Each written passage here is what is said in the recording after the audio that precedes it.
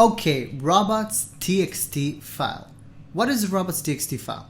This is a protocol that Google and search engines and crawlers use in order to understand which parts of your websites you want them to crawl and index.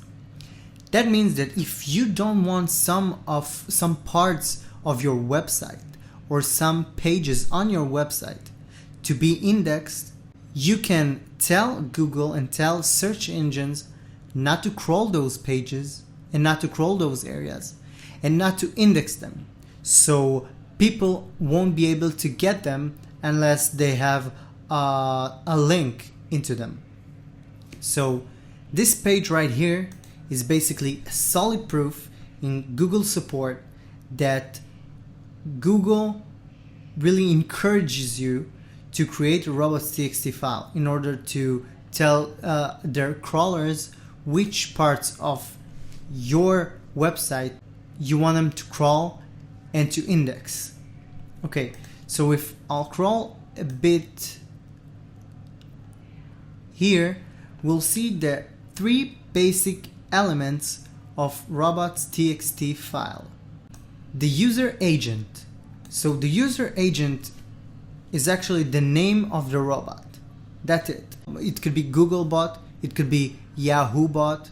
They all have their own names. Disallow. Disallow means that whatever you put after disallow, you want search engines and crawlers not to crawl and not to index. Allow is an order you put if you want to allow crawling some subdirectory inside a directory that you disallowed before. So basically the two really important parts are user agent and disallow. Allow is not that common. So let's take a look at some basic robots.txt files. So this is like a normal txt file that we all use once in a while to write stuff. So this is a robots.txt file that basically says this: user agent all. This sign says all user agents, Googlebot, Yahoo, Bing, every crawler and every bot out there that is trying to access your website will have this: disallow all.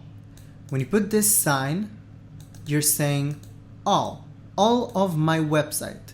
That means that if this is your robots.txt file in your website, you're basically telling all user agents, all bots out there, all crawlers and all search engines not to index any of the pages on your website.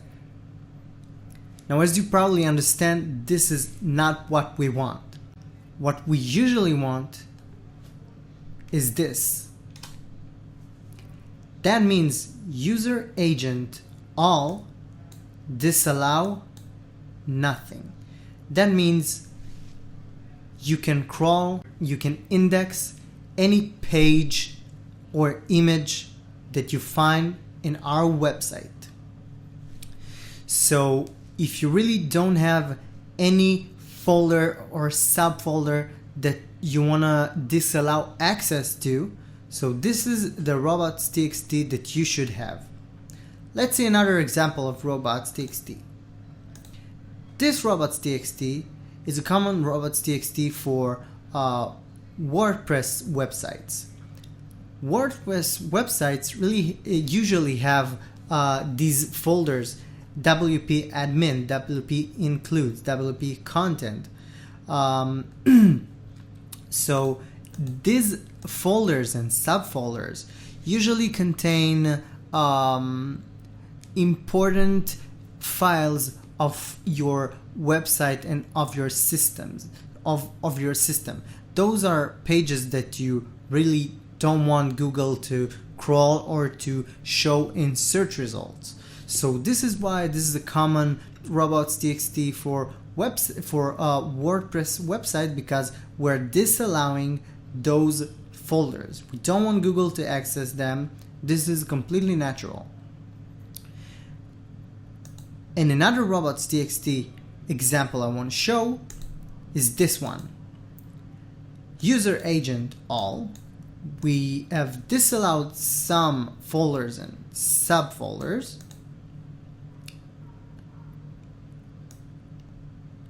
And now we're disallowing this directory, this folder, any folder.